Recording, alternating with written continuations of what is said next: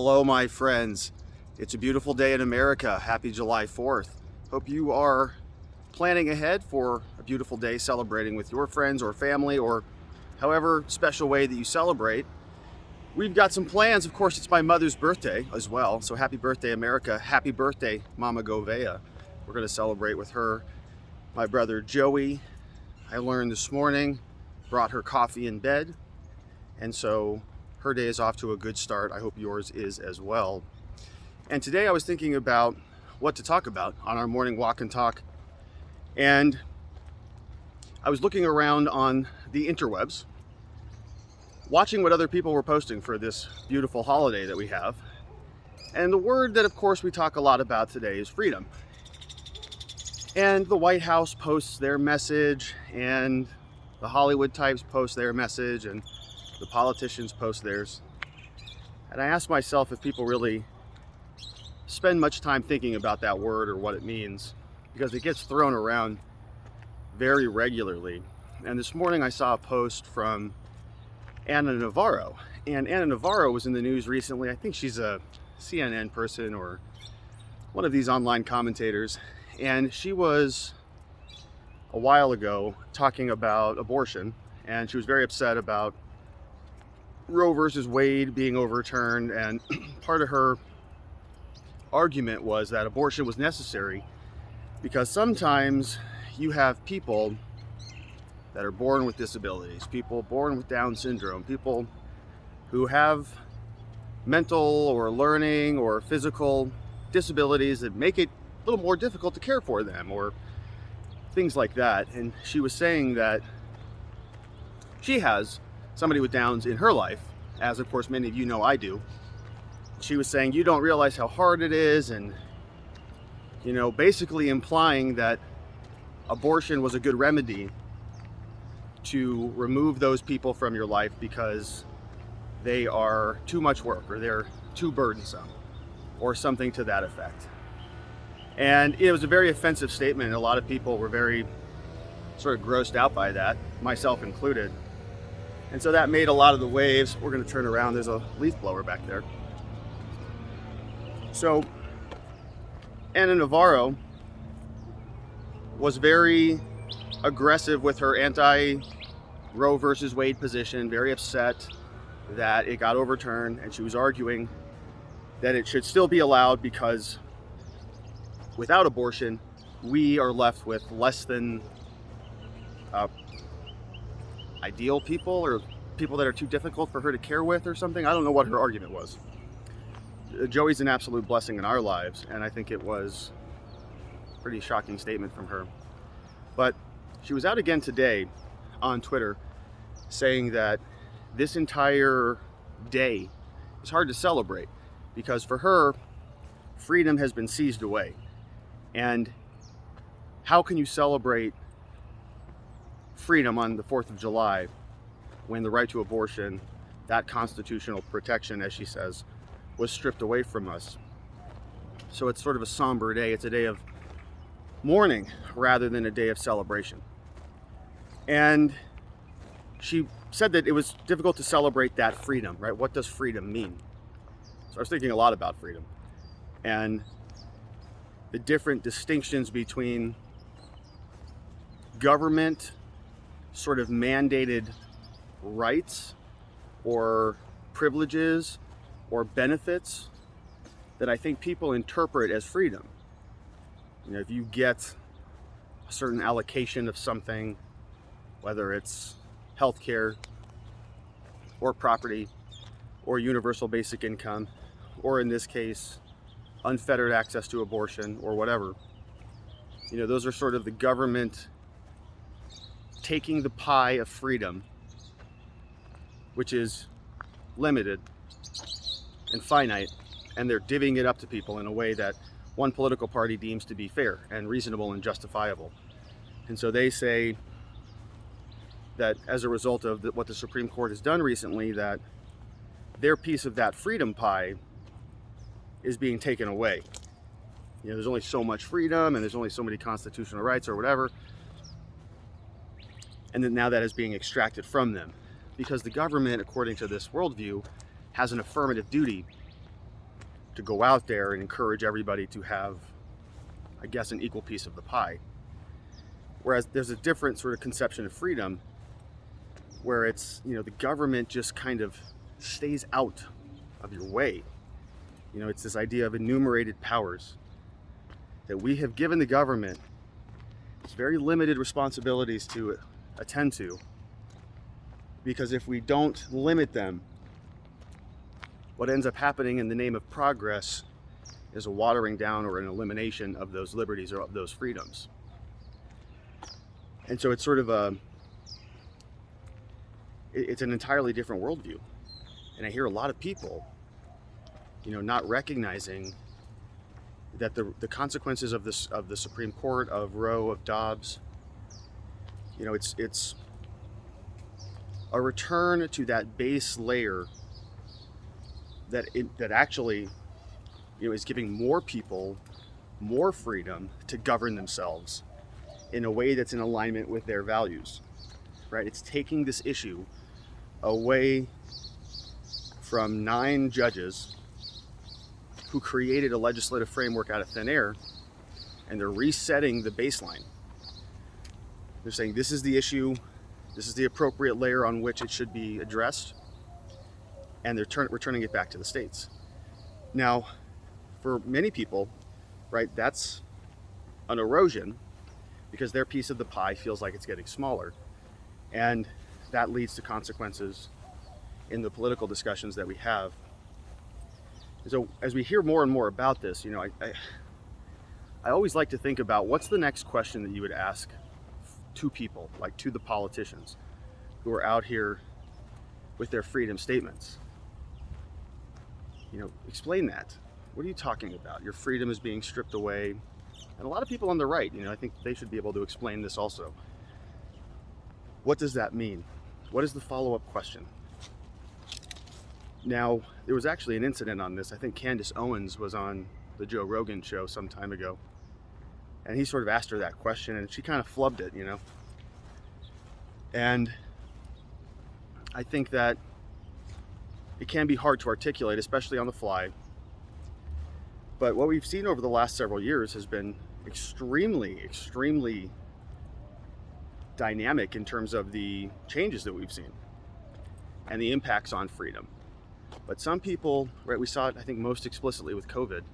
Some people would say that COVID was an erosion of freedoms because they locked us in our homes and they mandated jabs and they imposed passports and they printed money that devalued our currency and they wrecked the supply chain. And so, incidentally, I would say that was a pretty significant diminishment of freedom. But other people, their conception would be, well, the government has an obligation to protect the base layer of freedom with those impositions. Otherwise, I can't be free while I'm existing in society. So, as these debates continue on, we're going to see, I think, a big difference between people, and this big shift that's taking place throughout the United States as people just move and they realign with the people that share their values. We're seeing that already. We've talked about the great sort, the great bifurcation of society, people moving around and just connecting with new people, new geographic regions, new communities where they feel more valued and welcomed. There's an ad, and we're seeing a lot of headlines about this from the typical media people. But Gavin Newsom, we've talked about previously, from California, he is running ads in Florida. And those ads are targeting sort of liberal Floridians, people who he says should come back to California. And it's actually a pretty effective ad, because if you think about the target market, he's not talking to sort of middle of the roaders, as far as I can tell. He's talking to liberals. In the ad, it's about 30 seconds. It's a good ad, well done. I think it's nicely scripted. He talks about the downs of Florida, according to his mindset. He's talking about the ups of California. according to his mindset. And he's giving people a call to action. It's pretty strong, polished, uses a lot of the colorful language about equality and rights and destruction of freedoms and all of those things that if you're a lefty, they're those beautiful buzzwords that you like to hear. And then he says, basically, come to California. And I think everybody is like, yeah, sounds great. Perfect. All of the Republicans are leaving California. And many liberals too.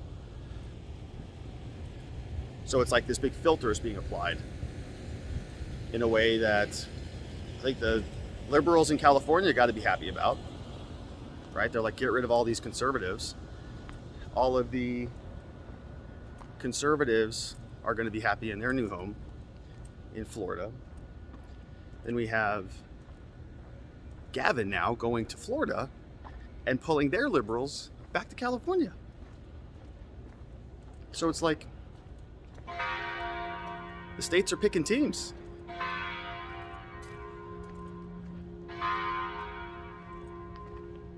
Let's go get this bell, shall we?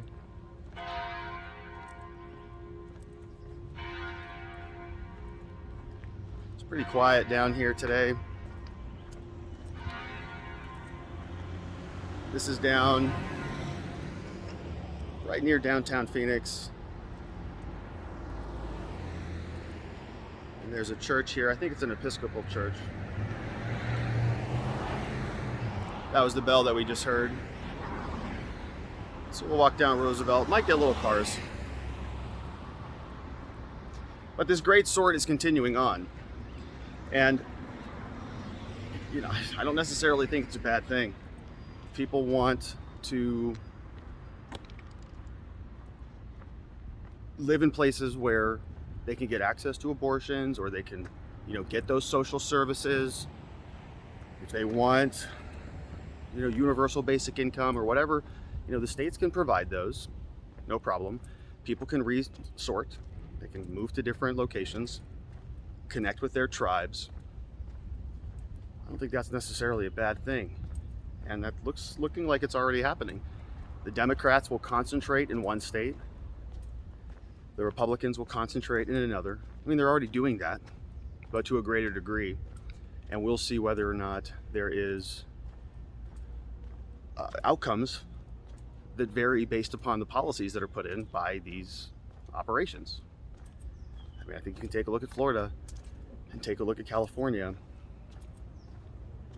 and one seems like it's functional, the other seems like it's a declining country, declining state.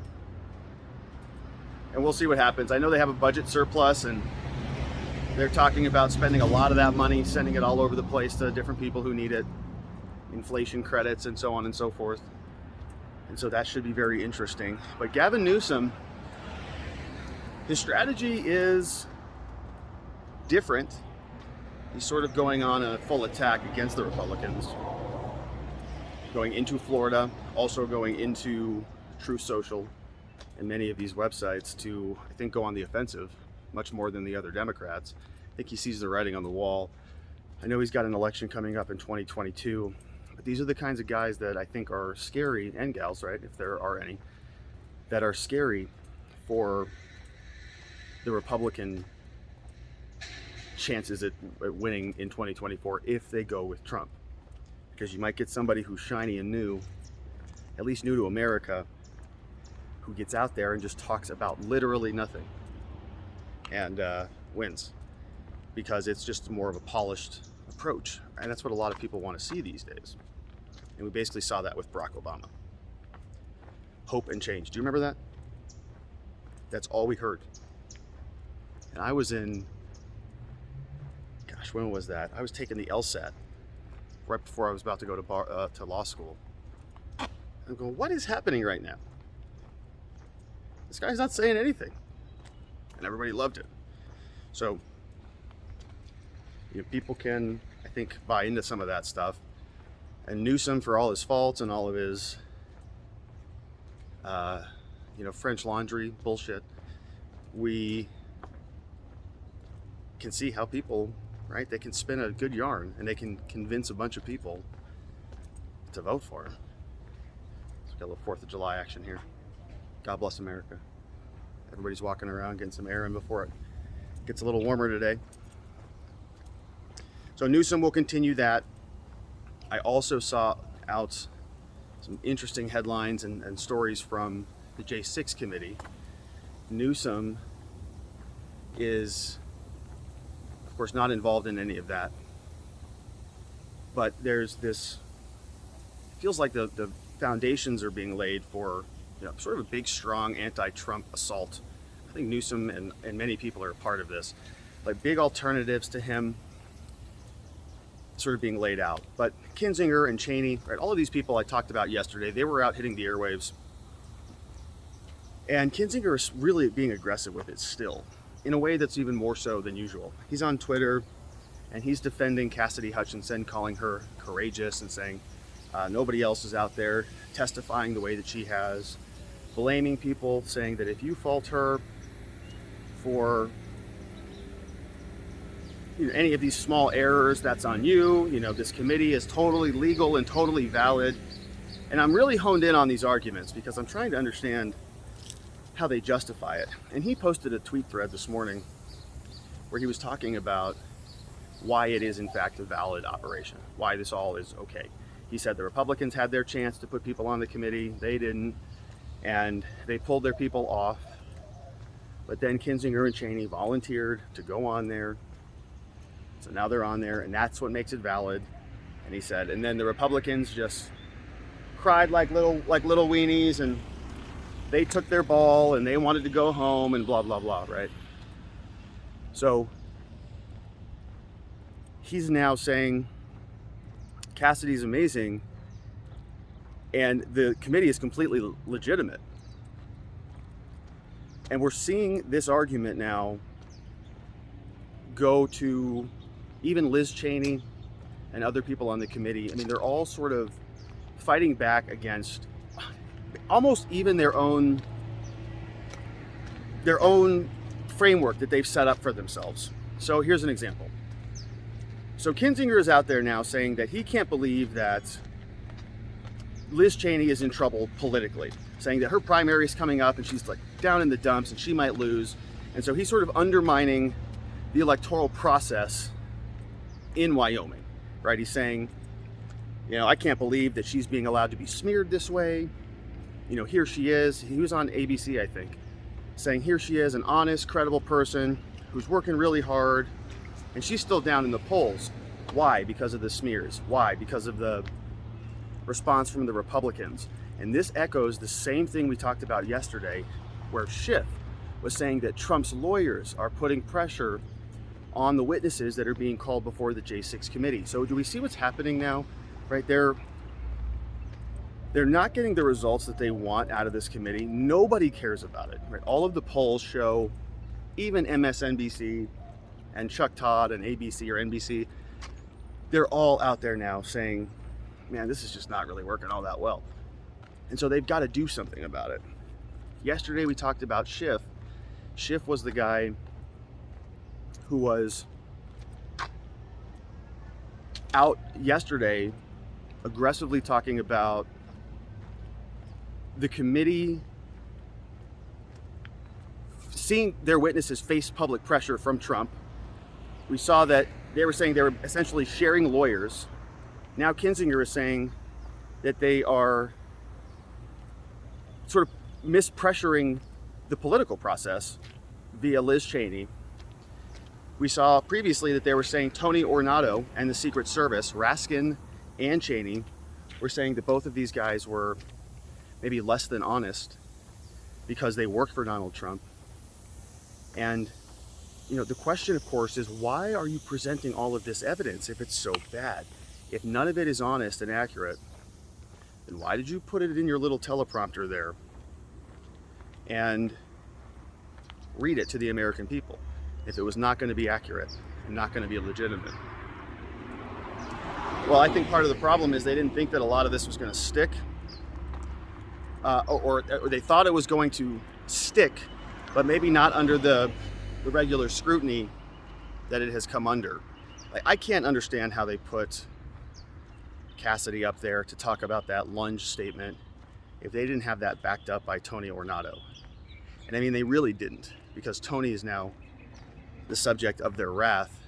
They're saying that he is essentially a liar, right? He's got a history of being bought and paid for by Donald Trump, or he was sort of Trump's like wingman. He was inserted into the position in order to gain an upper hand with the Secret Service. He was kind of like, you know, a mole inserted in there. Then why did you present hearsay upon hearsay? Popo, say hi to the Popo coming in. Popo, hey. Why did you put his statement on through Cassidy Hutchinson in front of the American people? Didn't feel like that was all that smart if it wasn't legitimate. And so, my friends, those are the headlines on the day. The Biden people came out and they're talking about freedom as an idea. They posted it on Twitter this morning. Freedom is an idea and America is an idea, and don't think about gas prices and don't think about inflation because America is an idea and we'll just endure, and so on. And I think there's truth to that. You know, I really do think that America is way more than the federal government, way more than our politicians, way more than the stupid speeches they give and the stupid bills they pass and the things they mandate from us. So I agree with the Biden people on that point, but I'm not sure that they understand really what the concept of freedom is. And I think freedom means, for most people, to be left alone, and for society and community to come together to create progress. Whereas their conception is the government's supposed to do that. And my understanding from my study of history and from a look at what the heck's going on around us in our lives these days is that the government is not very good at attempting to solve those problems for us. So I like to think about it that way. You know, the government is almost like a cancer on the body of America. We can create parallel systems in a way where we can live within the traditions of America, embody those principles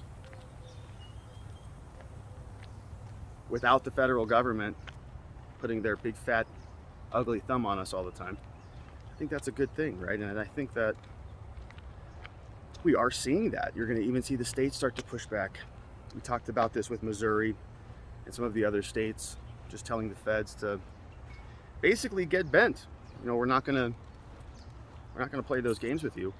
And if the federal government continues to sort of diminish in its legitimacy, if both sides continue to say, well, elections illegitimate, Supreme Court illegitimate, congressional committees illegitimate, president illegitimate, the enforceability mechanism is correlated with that legitimacy, right? The feds, it's hard to run a country from 3,000 miles away if everybody thinks you're illegitimate at the state level.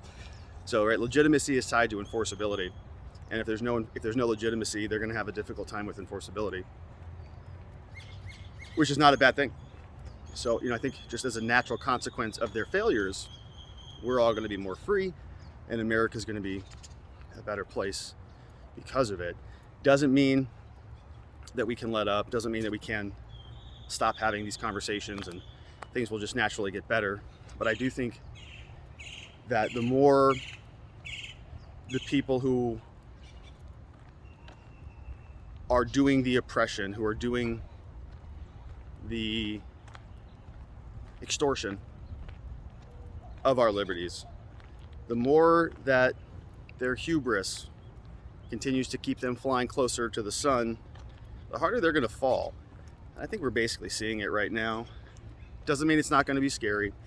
Doesn't mean that we're not going to have difficulties and troubling times ahead. But, you know, that's what America is really all about. It's about weathering these storms. It's about saying we're going to do it in spite of whatever the current challenge is. And I gotta tell you, I am so happy to be a part of this country. I love this country so much.